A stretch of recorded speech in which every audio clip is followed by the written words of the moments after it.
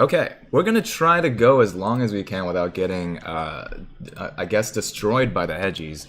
We have here. What will you go by today? What can I call you other than a Mr. Department of Defense analyst? He's thinking. You might be muted.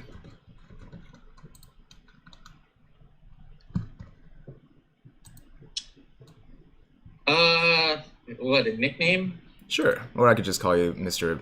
Department of Defense analyst. Uh, a Or we can, nickname? I mean, Doctor Doom has been. I mean, I don't really have an internet handle, but like we can call you Doctor Doctor Doom. Doom. We can call you Dodd. It's okay,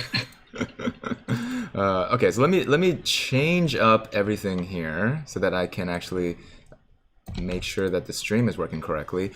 We were knocked off the stream, I believe, by the I was trying to file my taxes yesterday and I couldn't even like load YouTube videos on how taxes work. So this is just the reality of what is going to happen with either the Bay Area internet or my specific internet situation.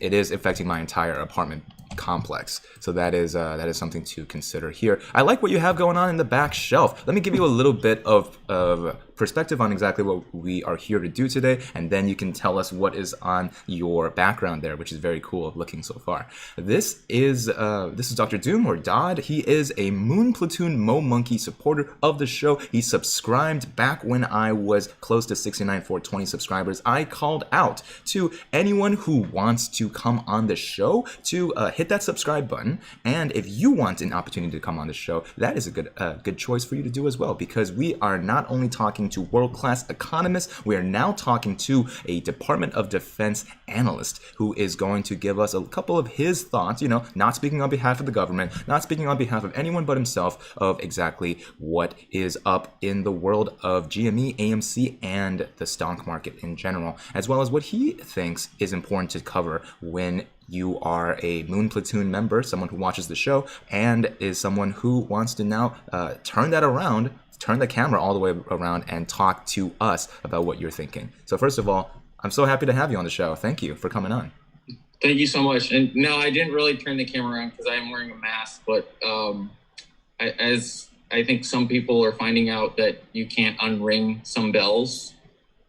So just, I mean, even if the craziness wasn't going on, I probably wouldn't show my face, honestly. So, I mean, I don't know if that brings up trust issues for some or whatever, but it's more of it's just, I got to protect myself and my family, and may have nothing to do with YouTube. It's just you can't unring some bells. So Exactly. but thank you for having me. Of course. A long time I wasn't sure if I should use my real name or if I should like go by a moniker, so I totally understand. But I have been showing this ugly mug for the entirety of my YouTube career, so coming on to it as well. I know that so I started my YouTube career on Father's Day. It's coming up in about 80 days, my anniversary on YouTube.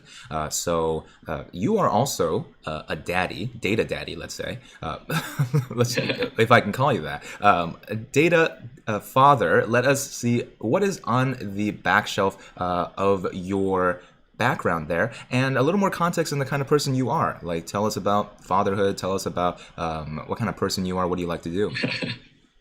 Yeah, well, I grew up in California, in Northern California. I graduated high school in 2002. So 9/11 was actually big, kind of like, what's going on now, like, almost nation, coming together per se, but, national incident per se, all that.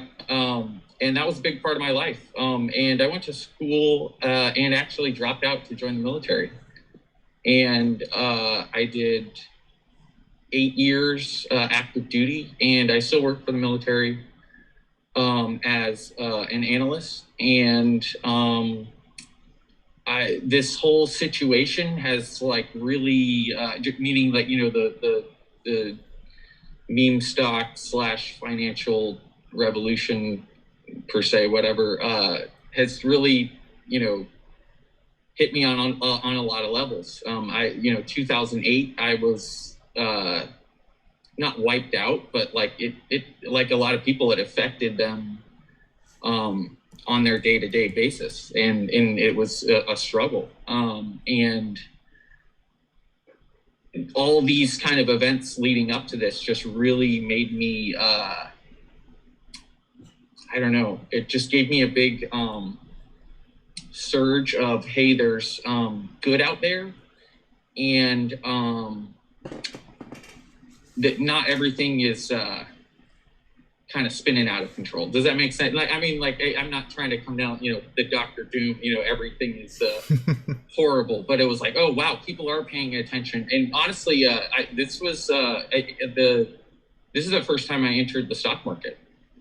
It's lately. So I've never had a lot of trust, or you know what I mean. And just after 2008, it was just like, well, it was a big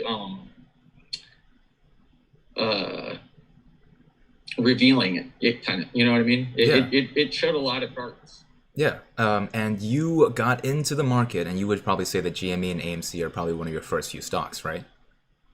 They are my first few. I've never invested before this. Honestly, I've had such distrust for the stock market. Yeah, you can make, you can make a lot of money, but at the end of the day, it can be up to somebody else. It can come down to, hey, stop buy orders. You know what I mean? This mixed with a kind of duty, if that makes sense. Like I felt like, okay, got it. Like these are the rules. I'll play this game. I usually, you're talking about the stuff on my shelf. I invest in things that I like and that I can work on, invest in, intrinsic stuff that are hobbies. So, on the low side, comic books. Yeah, like, on the high side, I like to work on cars, and I'll, find a decrepit car and I'll work on that. This mixed with the kind of movement feeling, mixed with greater good, mixed with education, mixed with, if this, I'm not going to say work out, as in everybody's a millionaire or whatever, but if this doesn't work out and like things change, then we're kind of at the front of it. Then we are kind of seeing the behind the curtain, like what's then we really know, okay, we're in a monopoly game now. Now we're being kind of played. So. But yeah, as for the stuff in the back, I'd love. It's so funny how everything comes together. This could have been GM stock. It could have been Chevy stock. But the fact that it's GME and GameStop, it's like, oh yeah, I know that company. Like they're on base in overseas. Like soldiers know that store. Like they are on forward, not forward, but they're on bases, in Europe when you deploy. They're a familiar thing from home, right? And it's really easy to make a GameStop look like the same one in the strip mall, like because you just put up the Master Chief stuff, and it's like, holy crap, I'm back home for like 4 seconds. Let me read the back of this Grand Theft Auto box. You know what I mean? Like that, like for those soldiers, like that is a piece of home. And like, and on the other side, I've been to GameStop and like gotten $4 for my 16 games that I brought in. But I was diligent. I wanted to see, okay, what's what are they planning? Like, can this still work? All that, and just kind of it really is crazy how it came together, because I'm a gamer. I've always kind of had this stigma with GameStop and whatever. And then as I looked into it, I was like, oh, they know what they have. Like everybody discounts video games. Everybody in the whole industry. Like if somebody Wikipedia's the sales of Grand Theft Auto 4 or 5 or whatever, like that is, one game, one franchise, just billions of dollars. And they're barely, like in my opinion, they're barely touching the potential, because can you get a PS5 right now? I probably can't. I can't. Yeah. I want one really bad. I'll give my, I'd pay $100 over whatever, there's people paying ridiculous, but like, there you go. If the guy who figured out how to get dog food around the world and around the US cheap, if he could figure that out, like the margins on dog food, like dog food is cheap and heavy, okay?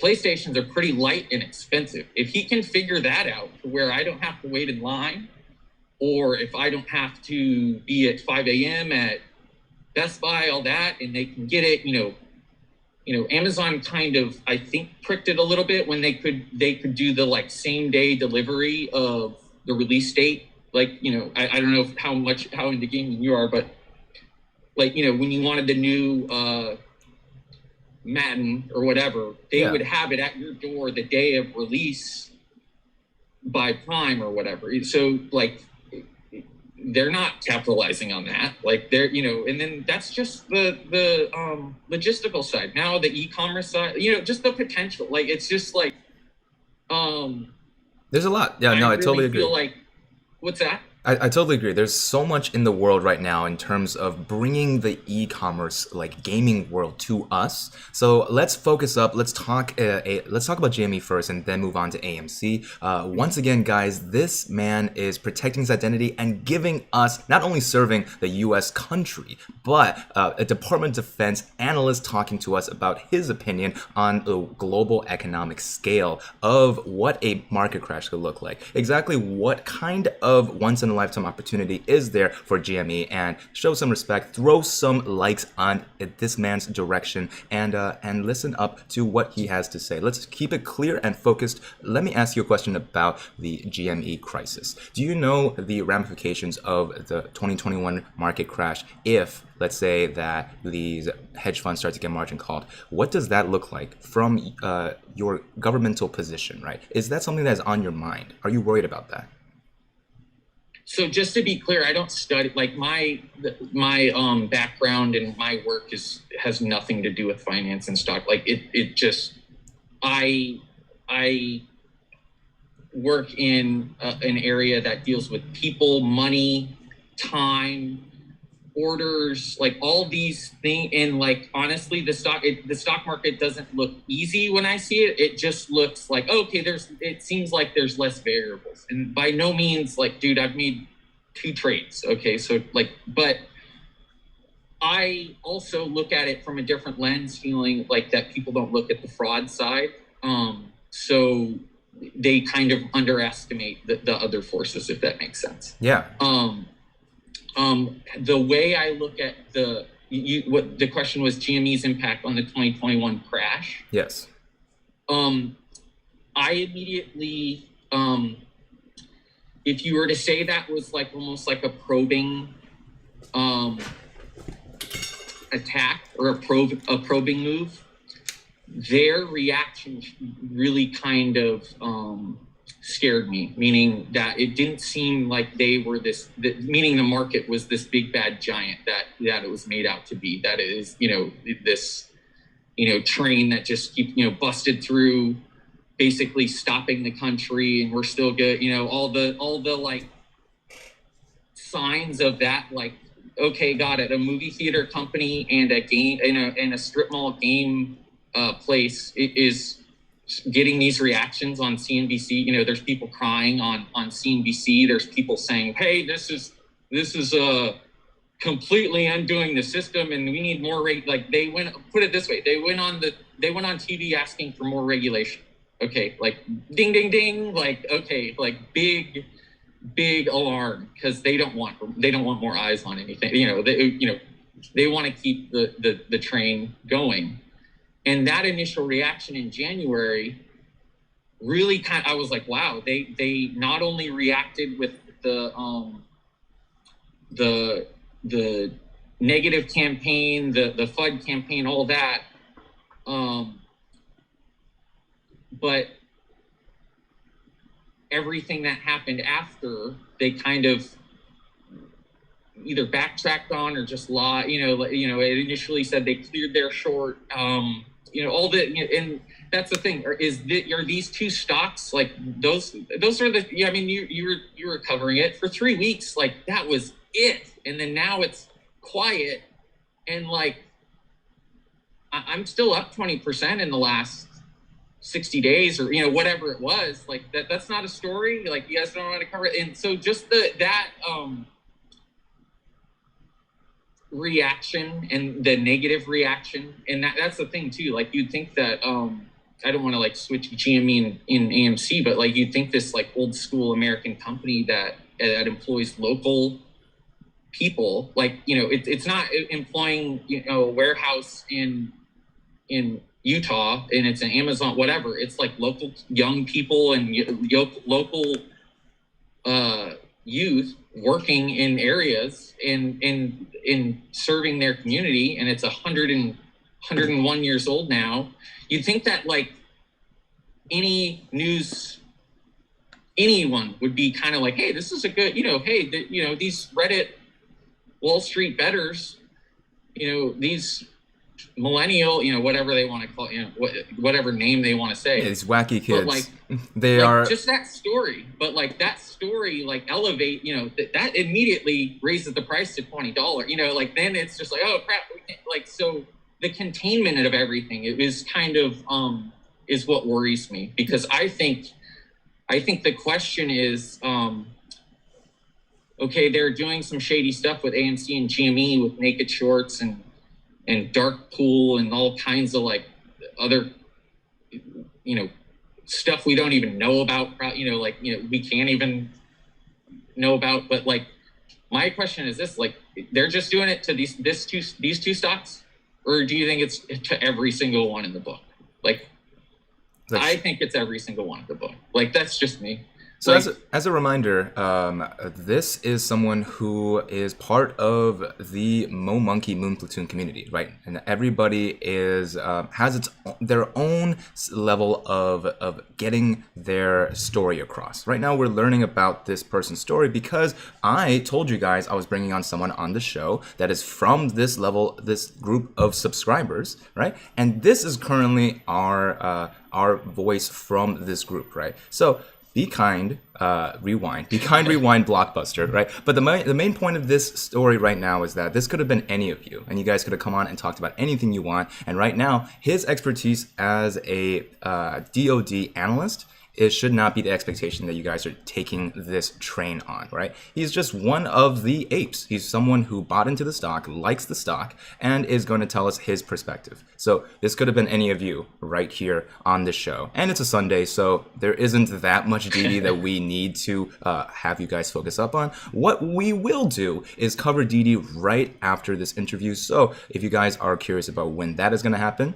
we are going to talk about it in just a second. But once again, this person is not only taking his time on his Sunday, but Dr. Joom, I really do appreciate you coming on and giving us an opportunity to talk to someone from the Moon Platoon. So he is speaking on behalf of people who have subscribed to this channel and are giving GME and AMC a hard, critical look into the future. So let me ask you a question about what you do care about on your day-to-day job. Like, what exactly is in the sphere of your job when it comes to the profession, right? So you have, we've talked about e-commerce. We talked about how GameStop is in a perhaps not a unique position.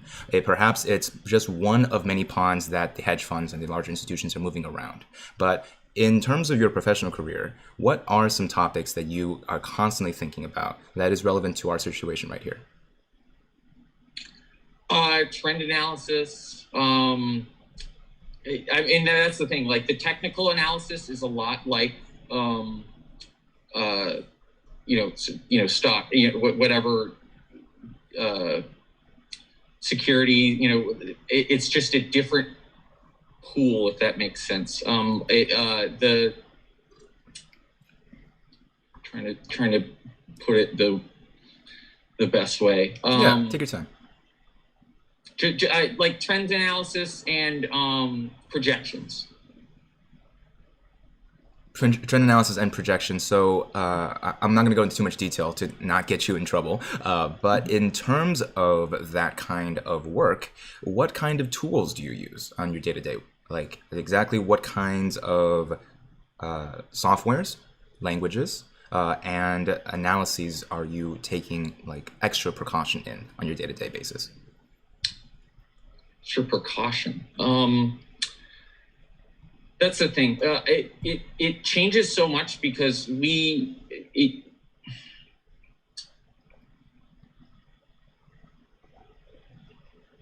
we use for the first part was what we use. We use for basic Excel.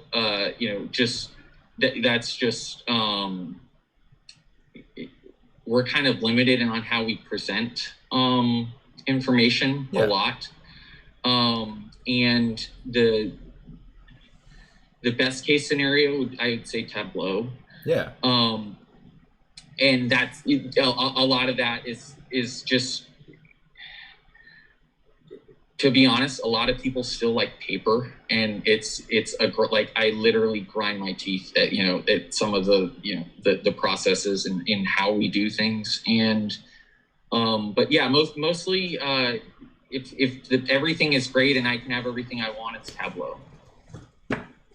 In that sense, we are playing around with a question that Pippa Malmgren covered on the show yesterday, right? She was an economist that said the tools at play for these hedge funds, right? Their forecasting, their prediction power is worlds class away from the power of the government, right? Even in the Department of Defense, even in the SEC, especially in the regulatory bodies, they just don't seem to have the same kind of technologies. Do you feel that way? Are you being outclassed on a like macro scale by the private sector? That's the thing. In what though? Like in performance, in security. That's a different. That's going back to the unringing the bell. Analogy. Like if you have a breach of security, whatever, at that level, that is a completely different, that's not Target, and their Visa, whatever their customer list is or whatever. It's a different so that's the thing. Like it's frustrating because things are slow, but like the security is always the first priority, if that makes sense. So that you don't want to jump to new software, different. The security part just makes it so slow, but it is also there, to help keep that in check, if that makes sense. Yeah, no, I see that, and that's the thing. Is that like this slowness in government? So that's one of the biggest questions, right?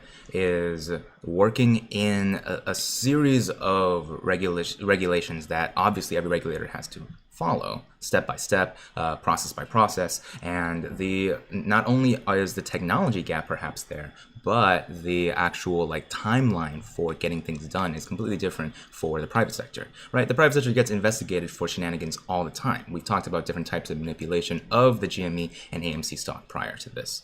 However, right now, let's say that the SEC is trying to catch up, right? And they could easily just watch one of these videos or watch a DD on Reddit and just have a full breakdown of what kind of shenanigans is happening to AMC and GME, right? But what is preventing them from doing so? Like imagine if this fell on your lap and said, okay, the DoD is investigating this breach of something relevant to the Department of Defense. By the way, someone was asking what that stands for. DoD, Department of Defense here. We are, let's say that this falls on your desk and you have to action on it. You're probably looking at a couple of weeks, couple of months of precautionary work before anything actually gets done. What is the timeline normally for a task that you need to get to when it comes to that level of breach? Oh, wow. Well, I mean, that level of breach. The only thing I could compare it to is, just a complete change in a program or starting a new program, a new direction, new office. That would seem like, starting that kind of behind the 8 ball, if that makes sense. Like, okay, we're starting from scratch on this. This is the kind of first, that's the thing. Like, I guess this is the first of this kind of, financial, whatever it, I don't know how to define it. And the scope of work, I guess it just, it depends on the result. Are we trying to stop it? Are you trying to stop it and prevent anyone else from doing it?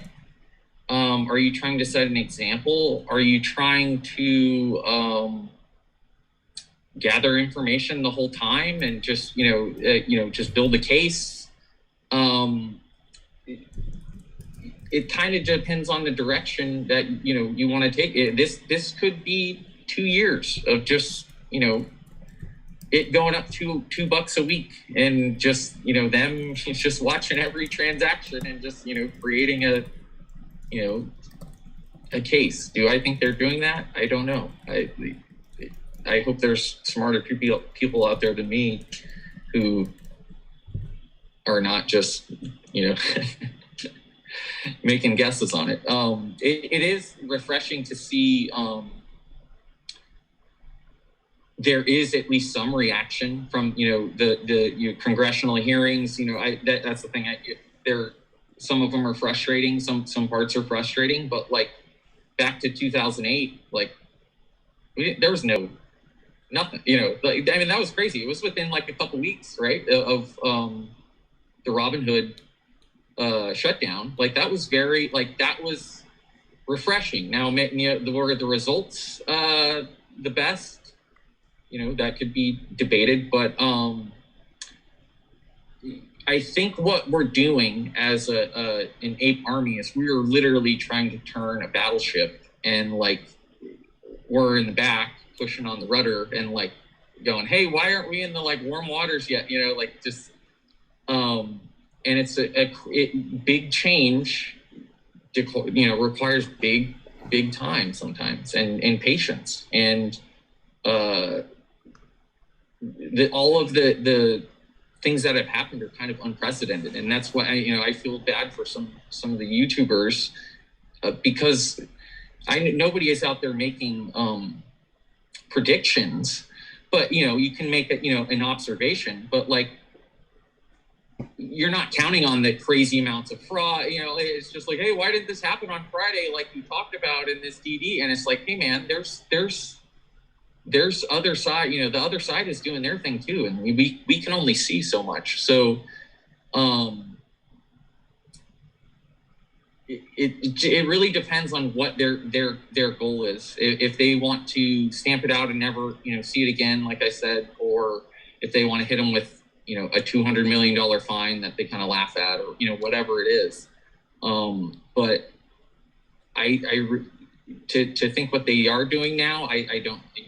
Who knows? I appreciate it. I mean, this is a truly honest, perfectly like reasonable perspective, and the fact that you took the time out of your day to come on the show, I really do appreciate. I think the last thing that you said was we are on the back of the ship pushing, and we don't feel the warm waters just yet. But right now, the kind of DD that gets put out into the world honestly gets seen by everyone. So as of right now, we do have to be playing a game that has new rules. Can we put out information to our fellow apes and say, God bless America, good night, and then not expect the other side to see it too? That's a completely unreasonable request. But I do want to thank you for your time. This, once again, was a Moon Platoon Mo Monkey chosen for the show. I really do appreciate you, one, taking the time to share with us your perspective, two, protecting your identity and protecting your family as well, and finally protecting our country. Thank you for your service, my friend. And once again, Mr. Doom, Dr. Doom here. Is that what we should call you here? Yeah. Perfect. Well, Dr. Doom, thank you. Thank you so much. And we are off to some DD for the rest of the day. If you want to jump on the show as in part of the live chat, more than welcome to answer any more questions anyone has. Thank you, and we'll see you in the live chat. Thank you, sir. All right, so let me see about what we are going to look at now. We have some DD for the day. We have the brand new thesis that DTCC is attempting to crash the entire market to socialize losses. This is something that caught my eye. I do want to cover in just a second. But first of all, I'm going to address those of you who were, giving us some positive feedback in the chat, right? This is something that I promised during the live stream, that you are going to see someone from your Moon Platoon come talk on the show. So for that, I want to take responsibility and say I didn't mean to hype up that he is coming from the Department of Defense. Truly, he does. I've seen his resume. He does work at the Department of Defense. However, this is an important note for all of you, is that at the end of the day, what Pippa Malmgren, what Jordan Belfort, what all of these peeks into what the regulators and the governmental agencies have is that they are likely going to only have one piece of the puzzle, right? Only be able to speak about one part of their forecast and their projections and their trend analyses, right? They don't have all of the answers like Pippa might have, right? And even Pippa will only also have just her specialized piece of the world, be it a little wider than your normal analyst. So in that sense, we are still here celebrating the fact that we are coming from all different walks of life and here to talk about the DD that you need to know for Monday. So once again, hey, help out a fellow Moon Monkey right here. My name is Andrew, of course, and by helping me out, you are also helping yourself out, passing the word around, slamming that like button, and making sure that let's try to get this up to 1,300 because we have 1,500 people here. Let's try and get that to match. Also, I want to hear a couple of your thoughts about what the cadence of the channel uploads are. I used to see that people were saying that there was too much content. Now I see barely enough of that. So let me know, is this the right amount of content? Because we not only do live streams, but we also clip together some of these live stream juicy nuggets so that people who don't have time for the live streams can watch them later. And so that is the most important part of this show, is that it caters many different kinds of audiences depending on whether or not you have enough time and you want to be able to get the full picture of the DD here. So once more, I'll explain what the DoD means. It is Department of Defense. Let's see.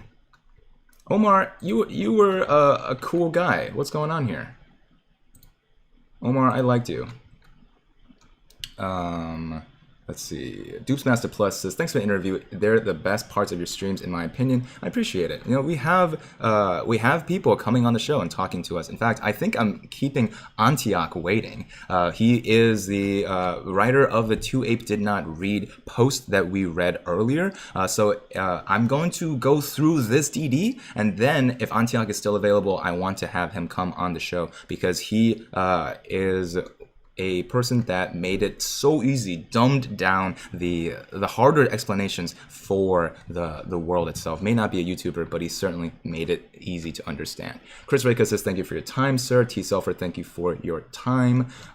We have Eugene saying, called Trey last night about the rightful access to data on the clearinghouse with TXID code for every transaction. Yeah, we need data transparency, and that's something that we talked about throughout the entirety of not only this show, but also an interview yesterday with Pippa.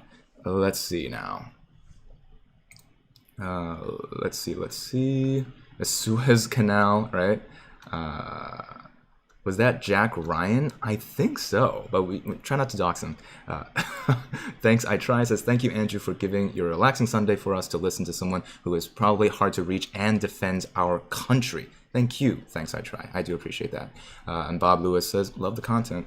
That's one of the things about this is that we do want to have a diverse set of content here so that we not only hear from people who work on the most important parts of running this country, keeping us safe, but also making sure that we are having just regular people come on the show and understand their perspectives. Not everyone can be a YouTuber, ladies and gentlemen. And not that YouTubing is a grandiose occupation by itself. It's just that you have to be able to keep the ball rolling, and sometimes it's harder to cut through the fat of what you're trying to say. So once more, we are saying you guys should drop some scissors in the chat, some likes in the like button, and let us cover this SI is upwards of 2,000%. GME is in $100 trillion bubble waiting to pop, and DTCC is attempting to crash the entire market to socialize losses. Change my mind. Too long didn't read. Believe that naked shorting has allowed GameStop circulating shares to number above 1 billion, with a minimum short interest percentage of float to be 2,000%. Thus, it can be concluded retail likely owns upwards of 500 million shares, and the financial impact is likely upwards of 100 trillion. DTCC came to this same conclusion around mid-March and is now actively taking steps to crash the entire market, allowing them to socialize losses to other major players in the market. Now, socialize is the scary word here, but mainly it's just to kind of like have everyone share the bill. And this is the easiest way to understand, is kind of like there's going to be a big check later for someone who bought too many margaritas, and right now DTCC is trying to say, hey, usually we go Dutch, but this time let's just split it evenly down the line, right? Everybody pays, and therefore if everyone pays, even the innocent ones that didn't decide to go short and do all these manipulation tactics, they are going to be much more incentivized to snitch on the other hedge funds here. Okay, so disclaimers, this is not financial advice, you guys understand this. So we have a pretty well-defined structure here. Recap, DD on TTCC, and then the thesis argument. Here's a quick recap. How did it come to this? To begin, a quick summary of the previous 6 months. It starts with two opposing sides that cannot agree to disagree. On the short side, GameStop is viewed as a dying brick and mortar company. Melvin Capital and many other major players heavily short GameStop, likely even installing several GameStop board members to guarantee a collapse. However, long players see deep effing value in GameStop, using the famed and feared buy and hold tactic. Also great for taxes. This is going to be putting those players, retail investors, on the long side. And those shorts are now in serious trouble because they have infinite loss potential. This is just getting back to our roots of understanding exactly what's going on with this GameStop situation, right? Infinite loss versus finite loss. That's a pretty big difference here. I believe as early as fall 2020, Melvin realized their firm might be on the line. This situation worsened for them in December and January run-up that ultimately was Melvin Capital's death sentence. But everyone works for someone, right? Enter in Citadel, right? This is Big Papa Citadel coming in. Kenny G, he is in many of these thumbnails. I'm sure the two of us are good friends if we just had a chance to talk to each other. I suspect...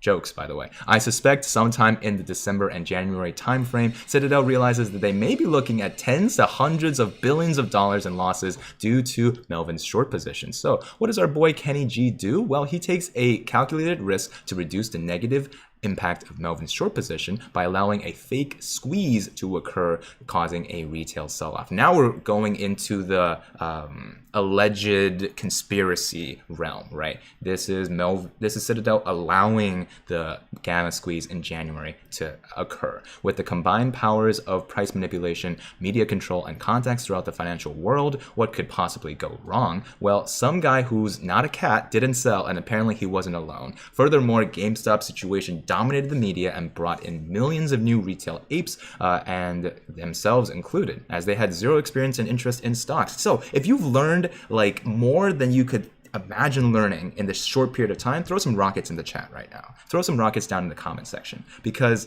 personally, I feel like my knowledge of the financial world has just exponentially grown. And luckily, thanks to those of you in this Moon Platoon hive mind, we are learning from each other. Lifelong learning starts here. That subscribe button is where you can start your lifelong learning journey.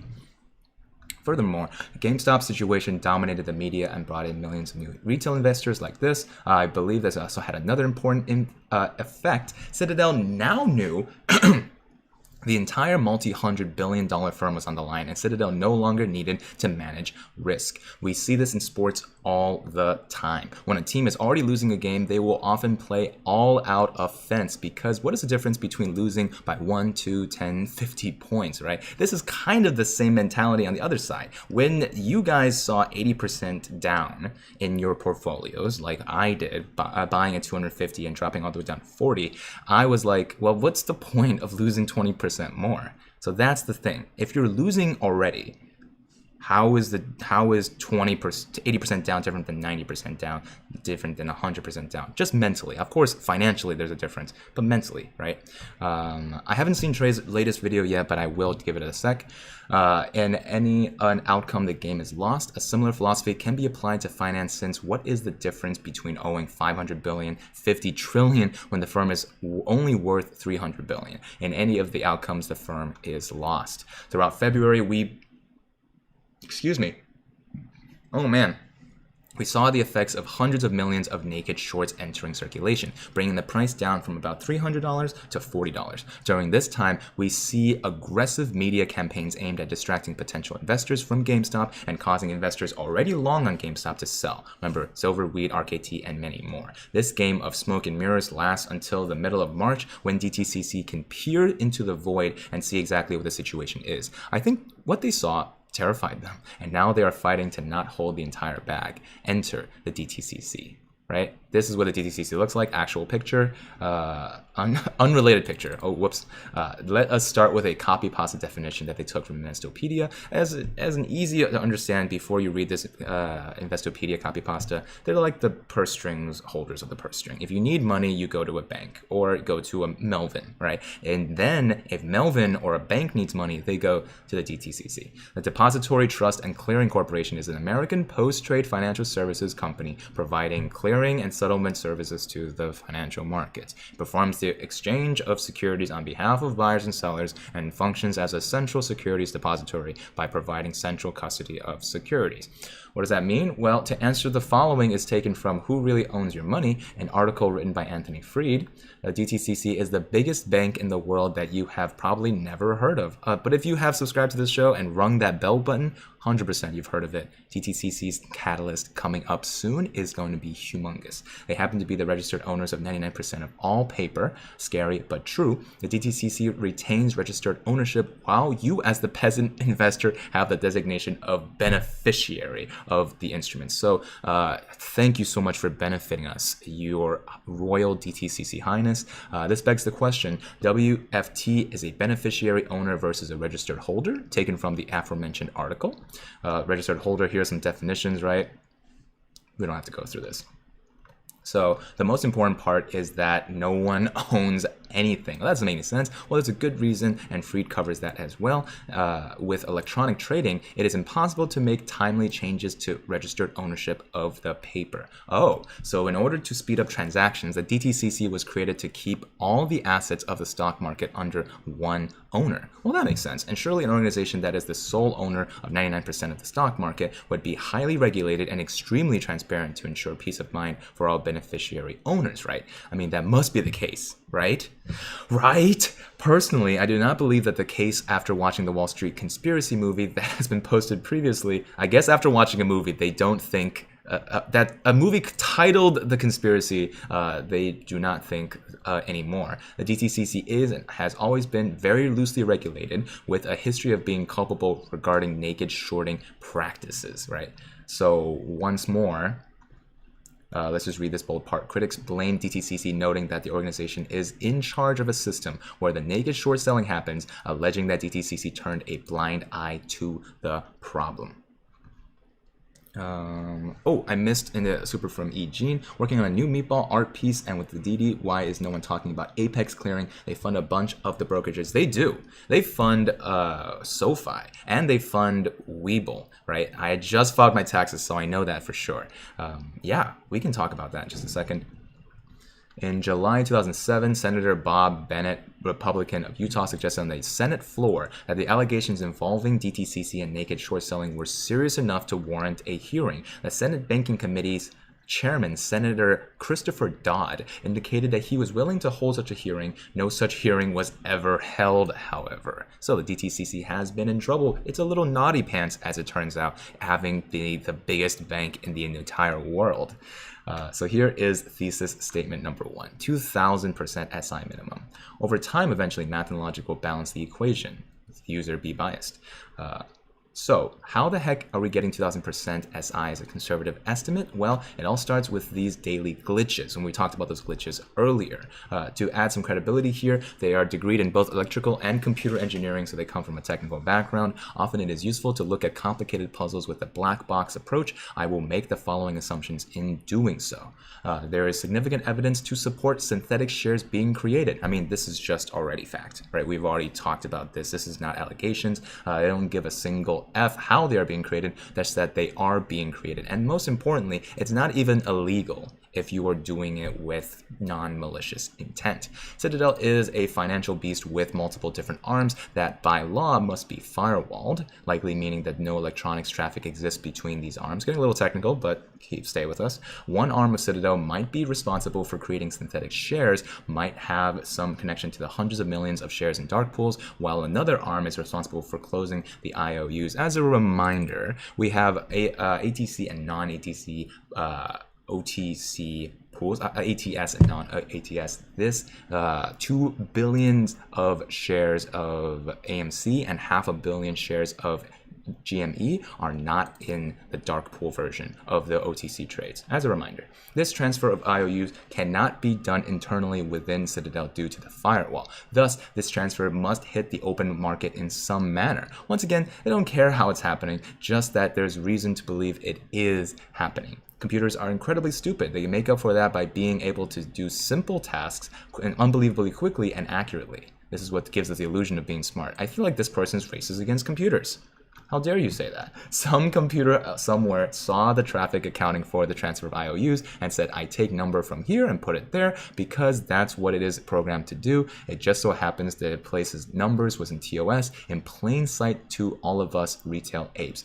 Diagram to illustrate the solution. All right, so we have pretty picture, too big, pretty picture to understand what is happening with all of that explanation here. We have Citadel as a large box here and the market. Right? We have multiple different arms of Citadel right here. One of them creates the synthetic shares. The IOUs go into the market. We've explained this on Whiteboard multiple times. I also just explained it to the private live stream that we have on monthly basis with the Space Legend and the Gorillionaire tier memberships. But we have these synthetic shares created here. They go into the market.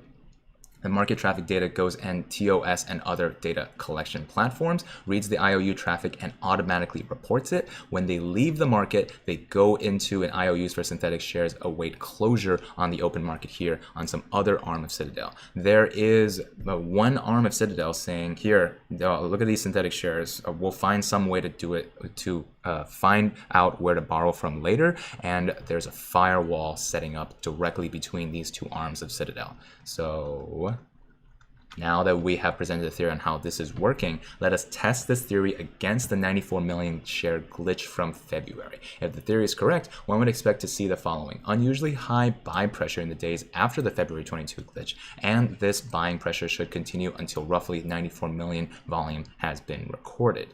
So here's that 4-hour chart. We've actually seen this before. So in here, I think this is, let me read a little closer. This is the end of February right there. We see a combined 94 million volume between February 22 and the 24th. And then it appears there was increased buying pressure here. The stock only more than doubled in 3 days. Then a big a spike here that broke downward appears to be the effects of FOMO as these prices do not hold, and then a period of consolidation roughly where 94 million buying pressure originally ran out on February 24th. This is a good time to note that we are actually upgrading our charts soon, right? We've been using WeBull so far, but very soon, maybe starting as early as tomorrow, we're going to have a brand new technology to up our game. So starting on tomorrow, you might see some changes, new indicators, as well as new software. I don't know about you, but my confirmation bias just did a 6 to midnight.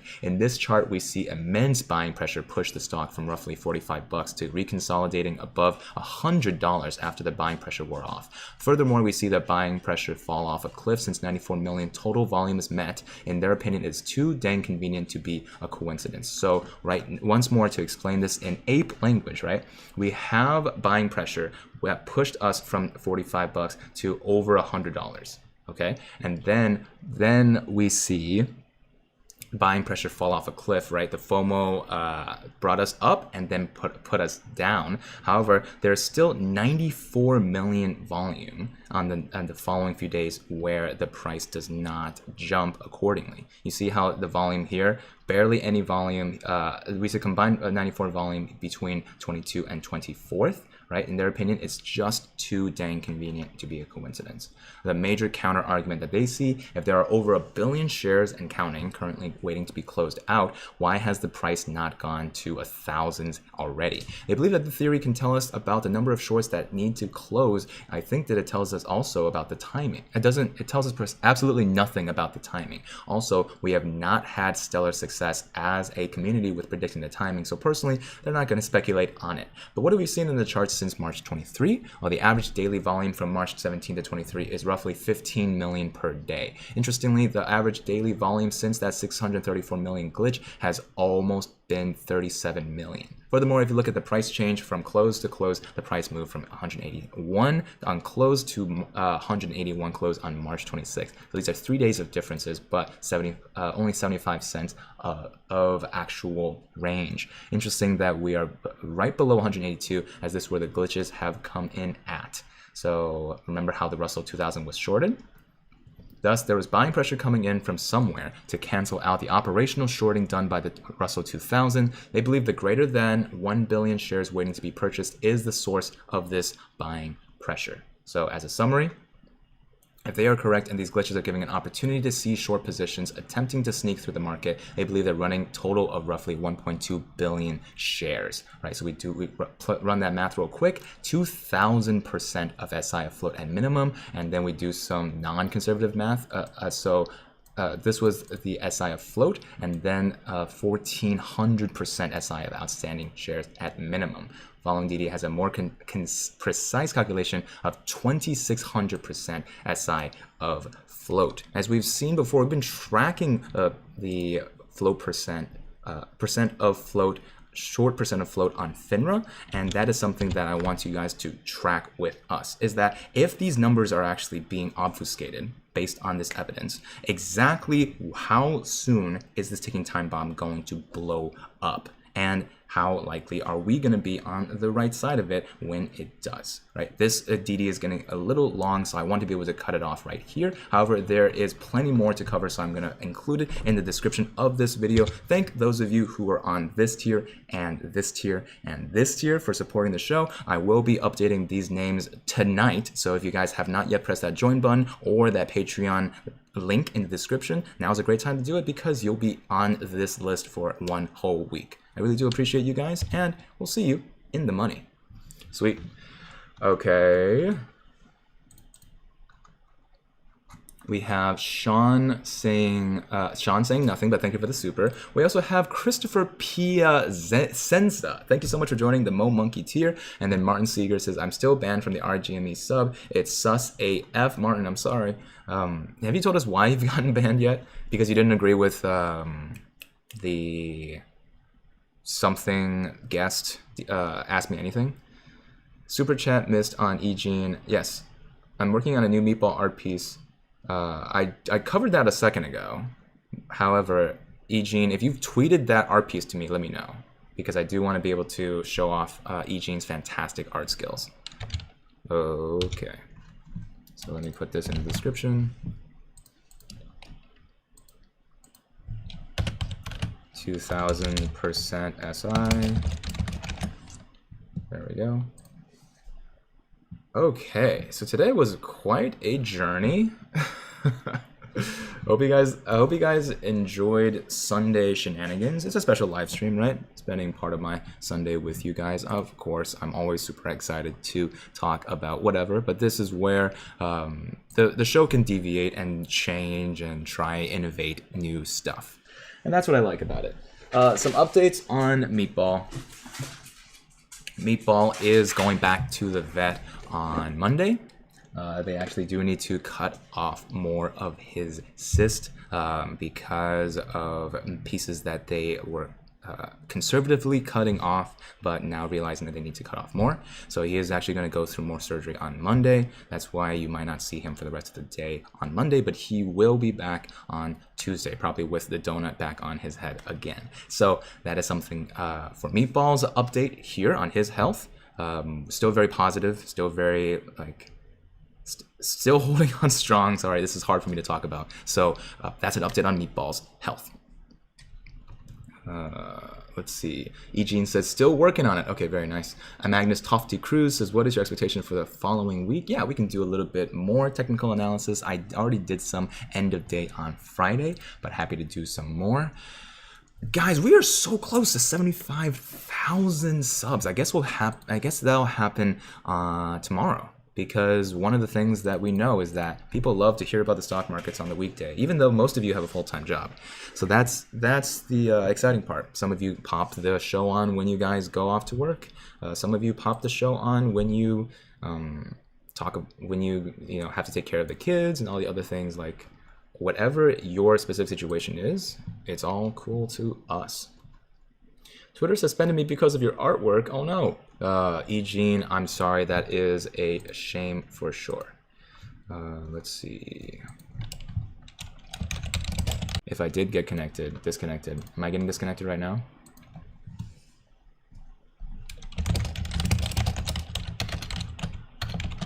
Have I been disconnected yet? Oh no. Am I still here? Very cool. I was afraid of a big fat attack, but I think we're still good. Sean says, my first super chat and screwed it up. Oh no. Have you seen Ping Pong Theory video from Galactic Finance Channel? Would love to hear your thoughts. I have not seen that video yet. I have so much to cover this weekend. I gotta see Trey's new video. I gotta see some Ping Pong Finance video. So yeah, we'll cover that. We'll cover that soon.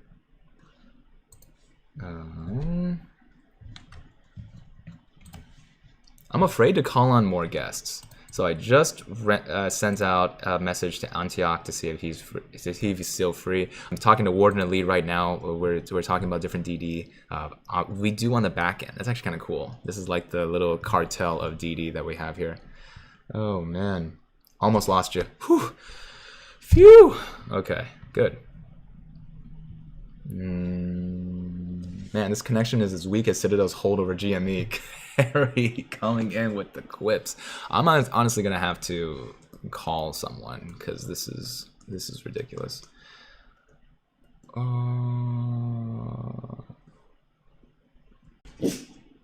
What can I do if nobody wants to allow me to talk? Oh wait.